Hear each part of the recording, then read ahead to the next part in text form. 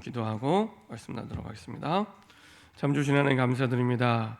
우리에게 십자가의 주신과 부활의 능력 속에 우리를 부르사 우리의 평생을 그 축복 속에 그 능력 속에 여정을 걸어갈 수 있도록 인도하여 주심을 감사드립니다.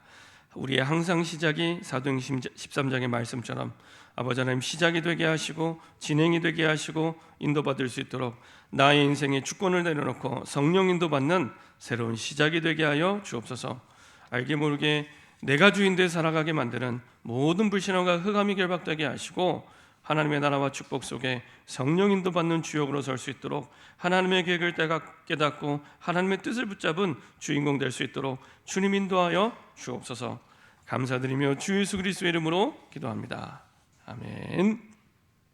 우리 저에 계신 분들과 인사하겠습니다. 예수가 그리스도이십니다. 우리 한 번 더 인사하겠습니다. 그리스도께서 우리 인생 모든 문제를 완전히 영원히 단번에 끝내셨습니다.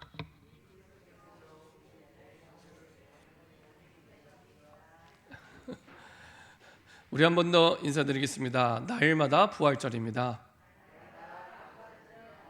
네, 하나님은 십자가의 죽으심과 부활하심을 말미암아 날마다 부활절의 축복을 주셨습니다. 제가 94년도에 처음 합숙훈련을 받았습니다. 94년 12월 달에 지금도 잊혀지지 않아요. 딱 크리스마스 전주간입니다. 크리스마스 전주간에 이제 합숙훈련을 받게 됐습니다. 합숙훈련이 뭔지도 모르고 왔습니다. 그때 당시에 이제 제가 대학 캠퍼스 대학생일 때였는데요. 그때 그 학교 현장에서 함께 전도운동하던 그 선배 목사님을 통해서 중요한 훈련이 있으니까 꼭 가야 된대요. 근데 그게 어디냐 그랬더니 서울이 아니라 부산이래요. 부산이라는 생각에 잠시 이게 그 생각이 복잡해졌다가 그 다음에 이제 또 질문했습니다. 이제 훈련이니까 회비가 얼마예요? 했더니 20만 원이래요. 그래서 또 한 번 놀랐습니다. 보통 수련회 가면 그때 당시에 3만 원, 5만 원 이렇게 했는데 20만 원이라서 이야 이건 뭐 어마어마한 훈련이구나. 그래서 이번엔 제가 못 갈 것 같습니다. 이렇게 얘기를 했습니다. 그랬더니 아무 걱정하지 말래요. 왜요? 그랬더니 내가 책임질게. 가자. 이렇게 얘기하더라고요. 그래서 또 이제 다시 한번 기도하면서 생각을 해보니까 책임지겠다고 하는데 가야죠. 가겠습니다. 하고 갔습니다. 이제 저만 간 게 아니라 그때 당시에 이제 대학 선교국도 없는 시절에 그 서울에서 대학생들이 한 11명이 이제 차를 타고 왔습니다. 그 옛날에 그 베스타라는 봉고차 있잖아요. 베스타라는 봉고차에 11명이 이제 부산까지 6시간을 그 차 타고 이제 가게 됐습니다. 이제 가서 첫날 그 주일 저녁에 도착해서 이제 예배를 드리고 전도하러 나간대요. 밤에. 어디로 가냐 했더니 부산역 광장으로 간대요. 부산역 광장에 갔습니다. 가서 거기서 이제 현장 전도를 하는데 그 예수전도단에서 나온 그 무언극이 있습니다. 무언극. 복음을 설명하는 무언극이 있습니다. 그 공연을 하더라고요. 그래서 그 전도팀에서 그 복음을 설명하는 무언극을 하고 우리는 주변에 서서 이제 기도하고 같이 이제 찬양하고 이제 신디사이저를 가지고 와서 또 이제 막 연주하면서 찬양도 하고 그리고 이제 무언극이 마치고 나서 영접 초청하고 나서 이제 또 이제 개인적인 전도를 이렇게 하는데 그때 이제 무언극하고 찬양하는데 옆에서 할머니 한 분이 춤을 추세요.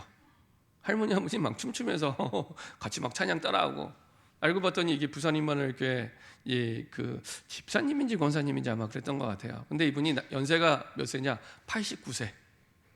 89세인데 그 밤에 부산역 광장에 전도하는데 같이 오셔서 춤을 추면서 찬양을 하세요. 그래서 이제 같이 이렇게 전도하면서 저분 뭐지? 막 이런 생각을 하고 이제 돌아섰는데 나중에 들어보니까 이분이 아마 평생을 불신자로 살다가 나중에 아마 70이 넘으셔서 아마 복음을 듣고 예수님을 영접하고 구원받으신 것 같아요. 그 구원의 은혜, 그 구원의 감사, 그 구원의 감격이 너무너무 감사해서 견딜 수 없어서 전도하는 현장에 와서 춤추면서 찬양하고 기도하고 전도하는 거예요. 보면서 이게 벌써 94년은 몇 년 전입니까? 2022년이니까요. 오래된 얘기입니다. 아직도 그 장면이 잊혀지지가 않습니다. 그걸 보면서 지난 한 주간 이렇게 쭉 생각하면서 이게 부활의 그 감사와 감격 축복을 아는 분이었구나. 이분이 그리고 또 한 분이 계십니다. 이분은 이제 중국 현장에 계신 분이었는데, 한 번은 그 집중훈련을 하는데 집중훈련을 진행하는 목사님이 이제 잠깐 이렇게 포럼하면서 간증하시더라고요. 얼마 전에 내가 중국을 갔다 왔는데 중국 현장에 가서 훈련을 진행하는데 이제 쭉 사람들이 모여서 이렇게 훈련하잖아요. 그 훈련하는 것도 사실은 쉽지 않습니다. 이게 그 자체가 불법이기 때문에 중국 현장에서는 정말로 조용히 이제 그 장소를 잡아서 이렇게 훈련합니다. 근데 그 장소에 와서 여자분 한 분이 이렇게 앉아서 쭉 이제 훈련을 이제 받는 거예요. 훈련을 받다가 이제 메시지 할 때마다 이제 여러 가지 이제 말씀을 하겠지만 그 가운데 이제 복음을 얘기하잖아요. 그리스도를 얘기하고 예수가 그리스도라고 얘기하는데 그때마다 이분이요 메시지 쓰다가 펜을 탁 놓는 거예요. 그래서 한참을 생각하다가 또 메시지를 적고 그러다가 또 그리스도를 얘기하면은 또 펜을 두고 한참을 생각하다가 그리고 또 쓰고 그런 겁니다. 그래서 이제 나중에 이제 다른 분한테 이 훈련을 인도하는 목사님이 물어봤답니다. 저분이 누구냐 했더니 이제 그분에 대한 스토리를 쭉 얘기를 해주시는 거예요. 아마 그 교회가 북경에 있는 그 교회가 이제 초창기 처음 교회를 개척했을 때 그 중국 본토 중심부에 있는 어떤 지역에 그 선교사님이 복음을 전하러 갔답니다. 복음을 전하러 갔는데 그 현장에서 복음을 듣고 이제 예수님 영접한 분이에요. 알고 봤더니 이분이 대학 교수님이었던 겁니다. 이분이 복음을 받고 이제 쭉 강의를 하다가 이제 그 학기의 마지막 시간이 됐습니다. 마지막 시간이 됐는데 이제 기도하다가 아무리 생각을 해도 본인 양심에 이제 마지막 시간을 마치고 나면 이 아이들이 어디로 갈지 모르기 때문에 이 아이들에게 복음을 얘기해 주겠다. 근데 이 복음을 얘기하는 것 자체가 불법인데 그것도 교수가 수업 시간에 복음을 얘기한다. 이건요 있을 수 없는 일입니다. 한국에서도 있을 수 없는 일입니다. 한국에서도요 교수가 수업 시간에 복음 얘기하잖아요. 바로 게시판에 글 올라갑니다. 대자보 붙고 막 그렇습니다. 그리고 제가 연세대학교에서 석사생 박사생들하고 같이 다락방을 하는데 이제 물어봤어요. 여러 가지로 물어봤더니 일단은 이 크리스찬 교수들도 사실은 이 복음에 대해서 확신이 없으니까 그 부분에 대해서 말하는 걸 꺼려하고 사실은 그런다고 얘기를 하더라고요. 이게 학교 현장의 현실이구나라는 생각을 했습니다. 근데 이제 중국에서 사실은 자기 교수직을 걸고 말해야 되는 교수직 정도가 아니라 말하면 법적으로 감옥에 가야 되는 초대교회 상황과 비슷합니다. 그런 상황 속에서 본인이 전날 이제 목사님이랑 통화를 한 거예요. 목사님 내가 암만 해도 마지막 수업 시간에 복음을 전하는 게 하나님의 계획인 것 같습니다. 복음을 전해야 될 것 같습니다. 그래서 이제 그 얘기를 듣고 알았다, 기도해 주겠다 하고 그 다음날 이제 마지막 시간에 이제 복음을 전하게 된 겁니다. 내가 여러분에게 꼭 전달해 주고 싶은 내용이 있다 하고 이제 복음을 얘기한 겁니다. 학생들 가운데는 공장 당원들이 있습니다. 중국의 대학생들은 공장 당원이 있는 그런 부분이기 때문에 사실은 복음을 전하면은 바로 사실은 끌려갈 수 있는 그런 상황입니다. 그 가운데 이제 수업 시간에 복음을 다 전하고 마치고 돌아왔는데 아이들이요 신고를 안 하는 거예요. 신고를 안 하고 오히려 이제 보이지 않는 곳에서 내가 그 복음 얘기를 더 듣고 싶다고 나에게 그 얘기를 해달라고 그런 아이들이 오기 시작하는 겁니다. 나중에 이 그 교수님이 이제 목사님이 됩니다. 목사님이 되고 이분을 통해서 중국의 34개 특별시 자치구성이 있습니다. 중국 전체가 그 34개 성마다 이분의 제자들이 다 세워지게 됩니다. 제자들이 다 세워지게 되고 뿐만 아니라 그 마지막 시간에 그 복음 들었던 그 클래스 있잖아요. 그 클래스 안에서만 그 목회자가 4명이 나옵니다.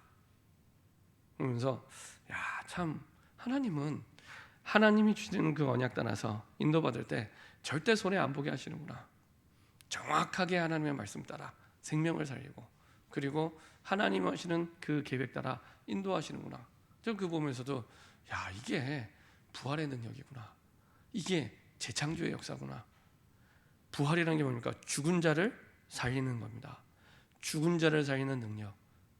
그리고 무에서 유를 창조하는 게 만드는 게 창조인데 재창조의 능력이 이 생명사의 현장 속에서 가장 원색적으로 드러나고 확인이 되는구나. 이 축복 속에 저와 여러분들이 있습니다. 자, 이런 축복 속에 하나님이 베드로와 하여금 말씀을 전하게 하고요. 그리고 전도하게 하고요. 그 다음에 복음을 담아 편지를 보내게 합니다. 그 설교의 핵심이 뭐였습니까? 그게 사도행전 2장 36절입니다. 성령 충만받고 가장 첫 번째로 베드로가 설교한 내용이 베드로가 처음 고백했던 그 고백의 성취의 현장입니다. 참 정확하죠. 첫 고백과 첫 설교가 똑같습니다. 그런즉 이스라엘 온 집은 확실히 알지니, 그렇죠?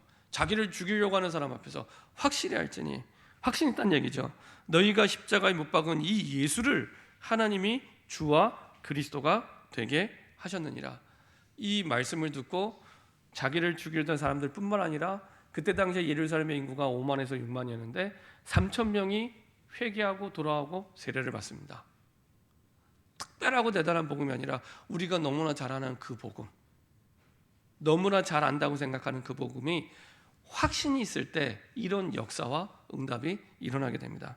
이거는요, 시작이었습니다. 이제 사도행전 3장에 넘어가면은 초대교회 첫 번째 중요한 기적이 일어나게 됩니다. 그게 성전 미문 앞에 있는 안전뱅이였습니다.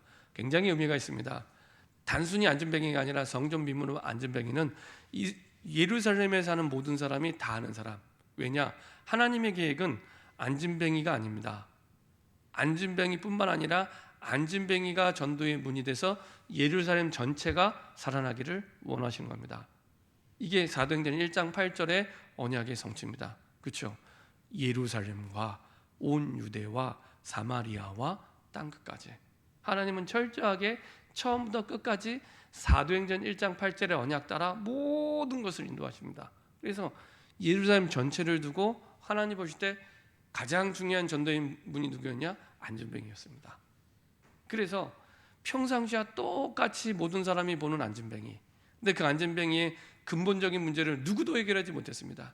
누군가 안전뱅이니까 봉사하는 손이 있기 때문에 성전 비문 앞에 왔겠죠. 그리고 그 앞에서 구걸하면서 많은 사람들이 동전을 던져줬겠죠. 근데 그 육신적인 헌신과 봉사로는 안전뱅이의 근본 문제를 해결할 수가 없는 거였습니다. 그때에 정확한 그리스도의 복음을 알고 성령 충만한 베드로가 안전뱅이를 봤는데 이전과는 다르게 본 겁니다. 베드로와 요한도 사실은 안전뱅이를 못 본 게 아니라 늘 봤는데 성령 충만을 받고 그리스도 충만함 속에서 보니까 다르게 보이는 겁니다. 똑같은 삶의 현장인데 다르게 보이는 겁니다. 아, 이 사람에게 필요한 게 봉사가 아니라, 그리고 동전 몇 개가 아니라 정말로 그리스도가 필요하구나, 복음이 필요하구나. 그래서 내게 있는 것 내게 주노니 곧 나사렛 예수 그리스도의 이름으로 일어나 걸으라. 그렇죠? 정확하게 그리스도 복음이 증거되면서 안전뱅이가 일어나게 됩니다. 그래서 어떻게 됩니까? 발과 발목에 힘을 얻고 하나님을 찬미하고 예배드리게 되죠. 그리고 사도행전 4장에 넘어가면은 베드로가 사도행전 4장 12절에 말씀을 고백하고 선포할 때 옆에 증인으로 딱 서 있게 됩니다. 역시 사도행전 1장 8절에 성취가 되죠. 정확하게 하나님의 말씀대로 그 언약이 성취되게 됩니다. 그리고 이 내용을 담아 베드로전서 2장 9절에 편지를 보내죠. 그래서 우리가 어떤 존재냐? 왕 같은 성도요, 제사장 같은 성도요, 선지자 같은 성도. 다시 말하면 그리스도가 가야 될 자리에 그리스도를 대신해 나가는 그리스도의 대사로 부름받은 게 하나님의 백성 성도입니다. 내가 지금 있는 현장에, 내가 지금 한 주간 동안 만나는 그 사람들의 그리스도가 가서 복음 전해서 구원해야 될 그 현장에 그리스도의 대사로 대신 보낸 겁니다. 여러분들 대사 아시죠? 앰베서더. 대사는 대통령 대신 간 사람이 대사입니다. 대통령 대신 가 있는 사람. 그렇죠? 옛날에 우리 조선 시대에는 암행어사, 왕 대신 간 사람, 보낸 사람이 암행어사잖아요. 그렇죠? 마찬가지로 그리스도 대신 우리를 그 현장에 그 사람을 만나게 하시는 겁니다. 그리스도의 대사로. 그렇죠? 이렇게 하나님은 그 축복 속에 우리를 부르셔서 베드로가 아닌 내가 그 현장에 똑같은 응답을 받도록, 그래서 베드로 이름 대신 내 이름을 거기에 넣으시면 됩니다. 베드로의 설교가 아니라 나의 설교, 베드로의 전도가 아니라 나의 전도, 베드로의 복음 편지가 아니라 나의 복음 편지. 이렇게 우리의 언약의 여정을 이미 인도하고 계십니다. 그러면 이게 언제 나에게 시작이 됩니까? 똑같습니다. 사도행전 1장으로 돌아가시면 됩니다. 정확한 언약을 붙잡고 기도가 시작될 때 그 베드로처럼 내 현장에서 나의 응답이 시작이 됩니다. 자, 이렇게 쭉 인도받다가 어느 시간부터는요, 이 초대교회에 모였던 마가다락에 모였던 사람들이 언약이 희미해지기 시작했습니다. 희미해지기 시작했습니다. 근데 언약이 희미해지면 언제든지 변함없이 하나님이 그걸 회복하는 허락하시는 방법 중에 하나가 뭐냐면은 변함없이 여러 가지 많은 문제 속에 있게 하십니다. 사람들은 그 문제가 이해가 안 되잖아요. 아니, 하나님의 백성이, 하나님의 자녀가 왜 이런 문제를 당해야 돼, 만나야 돼, 이렇게 생각할 수 있습니다. 아닙니다. 진짜 그리스도 안에 있다면 하나님은 하나님의 세계복음의 언약을 두고 우리에게 깨닫기 원하시는 계획이 있습니다. 그걸 두고 쭉 인도하시는 겁니다. 그러다가 사실은 이제 초대교회에 모였던 그 사람들이 그 언약을 계속 깨닫지 못하니까 사도행전 11장에 교회를 세웁니다. 그 교회가 안디옥 교회입니다. 근데 그 차이가 어떤 차이냐? 사도행전 1장 8절에 대해서 그 언약을 기억하고 인도받느냐, 인도받지 못하느냐, 거기에 차이가 있습니다. 오직 성령이 너희에게 임하시면 너희가 권능을 받고 예루살렘과 온 유대와 사마리아와 땅 끝까지는 내 증인이리라. 말씀을 들었는데 이거를 이론이나 관념으로 들었지 진짜 믿음으로 받지 않은 겁니다. 진짜 믿음으로 받지 않은 거예요. 시간이 흘러가면서 점점 희미해지는 겁니다. 교회 안에 문제도 생기고 여러 가지, 나중에 스데반이 순교하는 일도 생기고 사람들이 흩어지게 되고, 근데 흩어지면서 핍박을 당하는데 여전히 이방인들에게 복음을 안 전하는 겁니다. 그래서 결국에 이방인을 위한 세계복음화 교회를 세우고 그 가운데 드디어 첫 번째로 선교사를 파송하게 된 장면이 오늘 장면입니다. 다시 말하면 지난번에 말씀드렸죠. 여러 가지 고민, 갈등, 문제, 여러 가지 상황이 한 번, 두 번이 아니라 계속 나에게 오고 있다. 그러면요, 반드시 질문하시면 됩니다. 세계복음화와 나와 무슨 상관이 있는가? 이거를 답이 올 때까지 사도행전 1장 8절의 말씀과 나와 무슨 상관이 있을까? 계속 질문하셔야 됩니다. 거의 대부분의 분들은요, 사도행전 1장 8절을 다 안다고 생각해요. 그리고 다 믿는다고 생각해요. 아닙니다. 99.9%가 모르고 있습니다. 사도행전 1장 8절과 상관없이 살아가고 있습니다. 그렇죠? 금방 점검이 됩니다. 지난 한 주간 동안, 한 달 동안, 벌써 오늘이 5월 첫 주잖아요. 1년에 4개월이 지나갔습니다. 그렇죠? 3분의 1이 지나갔습니다. 그러면 4개월 동안 사도행전 1장 8절의 말씀대로 정말로 세계복음화를 두고 내가 어떻게 살아왔는가 조금만 돌아보면 금방 답 나옵니다. 그렇죠? 그래서 하나님이 원하시는 세계복음화의 시작을 두고 하나님은 이 아시아에 복음을 전하기 시작합니다. 여기서 말하는 아시아는 소아시아죠. 소아시아 사역을 두고 이제 바울이 1차 선교 여행을 떠나게 됩니다. 오늘 말씀을 보면은 이렇게 말씀하고 있습니다. 안디옥 교회의 선지자들과 교사들이 있으니 곧 바나바와 니게레하는 시므온과 구레네 사람 루기오와 분봉왕 헤롯의 젖동생 마나엔과 및 사울이라. 이때 당시에 교회 안에는 보통 두 가지 직분이 있었다고 얘기를 합니다. 선지자들과 교사들이 있었다고 합니다. 선지자들은 하나님의 말씀을 대언하는 위치에 있으면서 하나님의 말씀을 대언하면서 목양적인 사역을 하고, 교사들은 가르치는 사역도 했지만 같이 목회 사역을 돕는 이런 두 가지 직분이 있었습니다. 그 가운데 누가 있었냐? 바나바, 니게르, 우리말로 하면 이제 니그로, 흑인입니다. 흑인. 니게르라는 시몬은 아마 흑인이었던 것 같아요. 흑인. 그 다음에 구레네 사람 루기오, 이방인이죠. 그 다음에 분봉왕 헤롯의 젖동생, 헤롯 아시죠? 예수 믿는 사람을 핍박하고 감옥에 가고 죽였던 그 헤롯의 젖동생, 아주 친한, 어떤 면에서는 그 친가족과 같은 게 마나엔, 같은 유모 아래에서 살았던 사람이죠. 그런 마나엔, 그리고 핍박자 사울. 그러니까 사실 이 5명이 하나가 될 수 없는 사람들이 지금 다 모여 있는 겁니다. 전혀 하나가 될 수 없는 이방인의 핍박자 왕의 친족의 흑인의 하나가 될 수 없는, 그 말은 무슨 말이냐? 하나가 될 수 없는, 도저히 하나가 될 수 없는 이 사람들이 딱 복음에 대해서 절대적인 답과 결론을 내릴 때 이 사람들이 하나가 된 겁니다. 그런 사람들이 지금 하나가 돼서 안디옥 교회 이방인 선교를 두고 모이게 됐습니다. 자, 이때 두 명을 파송합니다. 주를 섬겨 금식할 때 성령이 이르시되 내가 불러 시키는 일을 위하여 바나바와 사울을 따로 세우라 하니. 자, 이때 하나님이 원하시는 사람을 세우게 되죠. 이거는 교회가 세우지만 더 정확히 얘기하면 성령께서 세우는 부분입니다. 다시 말하면 하나님이 원하시는 목적을 두고 끝까지 성령 인도 받으면서 그 답을 찾아서 이제는 세우게 되죠. 나중에 4절도 마찬가지입니다. 두 사람이 마음대로 가는 게 아니라 성령의 보내심을 받아 이렇게 얘기합니다. 다시 말하면 시작부터 끝까지 모든 부분이 성령의 인도하심을 따라 정말로 하나님이 원하시는 게 맞는지를 인도받죠. 우리의 시작이 항상 이렇게 시작이 되면 됩니다. 그러면 항상 모든 일 이전에 먼저 정복하고 먼저 응답받게 됩니다. 내가 어떤 일을 하든지 어떤 상황이 있든지 성령 인도 받아야겠다. 하나님이 원하시는 답을 완전히 얻을 때까지 내가 멈춰 있는 겁니다. 이 시간이 필요한 겁니다. 대부분은요, 상황 따라 조급하게, 환경 따라 급하게 결정하고 판단하고 인도받는데 그때부터 모든 일이 안 될 수밖에 없게 흘러가는 겁니다. 그렇죠?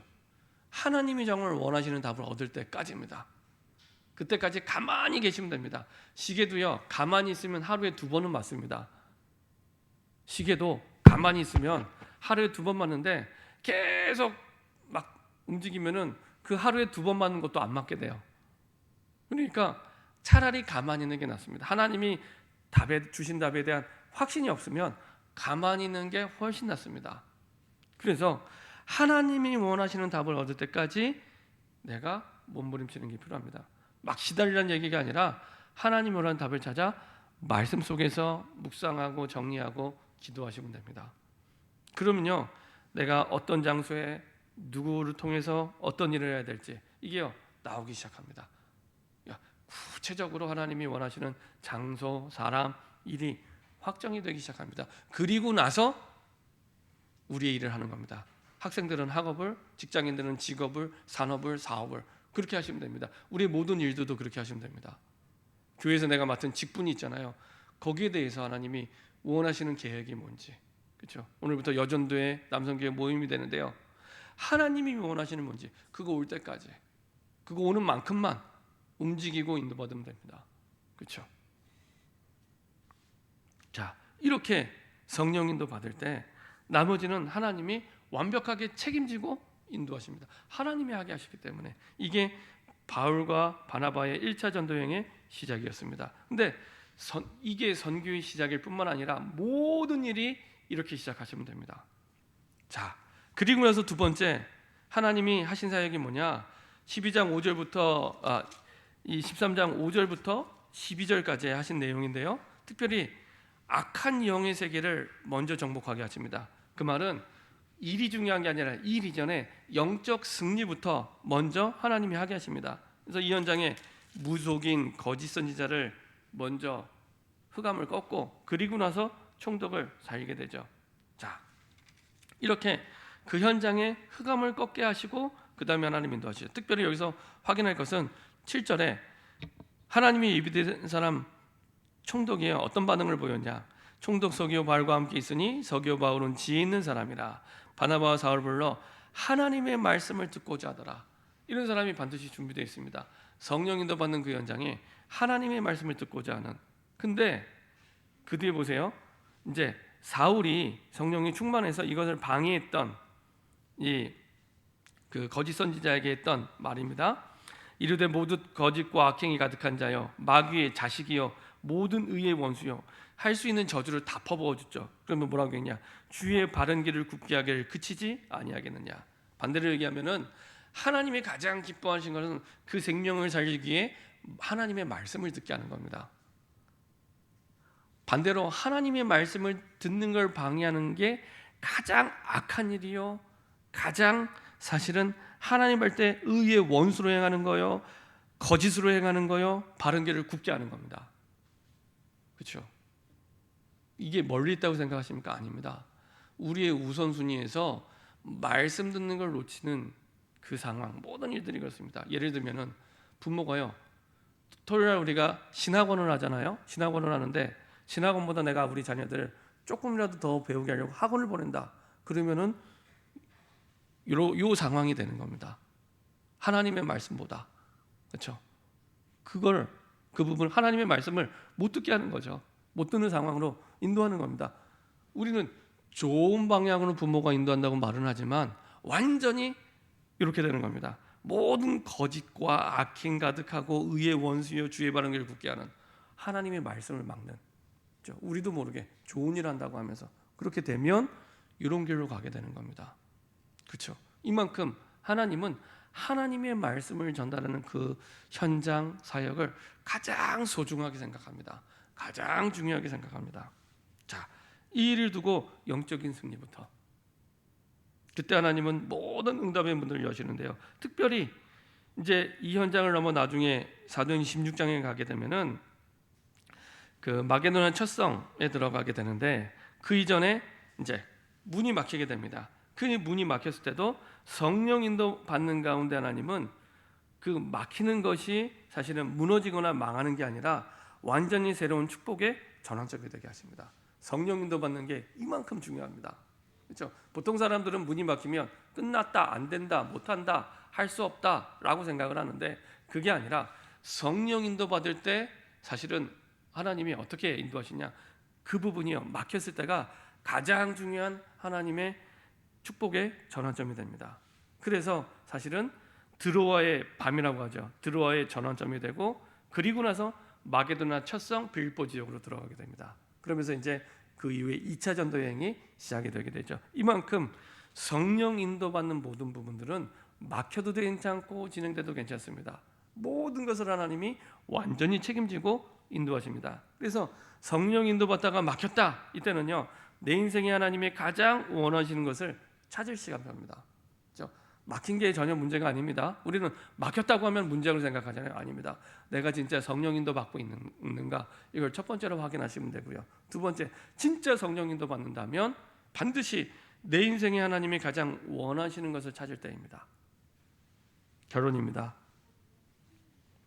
우리가 이 축복을 가장 편안하게 자연스럽게 누릴 때 어떤 응답을 받게 되냐? 하나님으로 행복하게 됩니다. 이전에는, 성령 인도 받기 전에는 내가 예수님을 그리스도로 고백하고 그리스도가 다라고 얘기했지만 세상이 더 좋아요. 세상이 더 기쁘고 육신적인 게 더 좋고 거기에 내 마음이 가 있고. 그런데요, 하나님으로 행복하게 됩니다. 하나님으로, 하나님 한 분만으로 행복하게 됩니다. 그러면 그 속에서 언약의 여정을 쭉 하나님 걸어가게 하시죠. 그 가운데 가장 중요한 게 하나님의 절대 주권을 인정하게 됩니다. 우리는 좋을 때는 마음이 들떠서 하나님의 절대 주권을 인정하지 않고요, 안 좋을 때는 힘들어서 하나님의 절대 주권을 인정하지 않습니다. 힘든 문제만 생각하지 하나님이 이걸 허락하셨어라고 인정하지 않습니다. 힘드니까. 근데 하나님이 이 상황을 허락하셨어라고 인정하는 그때부터 하나님의 절대 계획이 보이기 시작합니다. 하나님의 상황이 문제가 막을 수 없는 하나님의 절대 계획이 보이기 시작하고요, 그 속에서 나에게 주시는 하나님의 절대 언약을 딱 붙잡게 하십니다. 그 속에서 나의 업이 나오기요, 나의 모든 것이 나오게 됩니다. 그리고 그 속에서 틀린 길이 아니라 이제는 가장 올바른 길을 가게 됩니다. 여정을 걸어가게 되죠. 그리고 그 모든 걸 통해서 하나님 내 인생의 작품을 만드십니다. 그 작품이 뭐냐? 생명사이는 세계복음화 예수 제자요, 그리고 그런 후대를 남기게 됩니다. 이것이 언약의 여정입니다. 제일 중요한, 하나님을 행복하면 하나님의 절대 주권을 인정하는 게 쉬워집니다. 그때부터 모든 응답이 시작됩니다. 이렇게 응답받으며 시작되는 5월 첫 주가 됐으면 좋겠고요, 그런 우리 모든 삶의 시작이 됐으면 좋겠습니다. 특별히 우리의 모든 시작을 두고, 특별히 선교의 시작을 두고 이 축복과 응답 속에 새로운 시작이 되기를 소원합니다. 기도하겠습니다. 하나님, 우리 모든 생각을 내려놓고 마음을 내려놓고 성령 인도 받기를 원합니다. 우리의 형편과 사정을 살피는 우리의 마음을 내려놓고 모든 것을 이미 예비하시고 준비하시는 그 계획을 따라 성령 인도 받을 수 있도록 하나님이 원하시는 답을 완전히 얻을 때까지 움직이지 않고 멈추고 주님을 향할 수 있는 힘을 허락하여 주옵소서. 혹여나 우리가 길을 가다가 막혀 있다면 우리 인생에 하나님이 가장 원하는 것을 찾을 때임을 깨닫게 하시고 그 속에서 하나님으로 행복할 수 있는 새로운 시작이 되게 허락하여 주옵소서. 감사드리며 주 예수 그리스도의 이름으로 기도합니다. 아멘.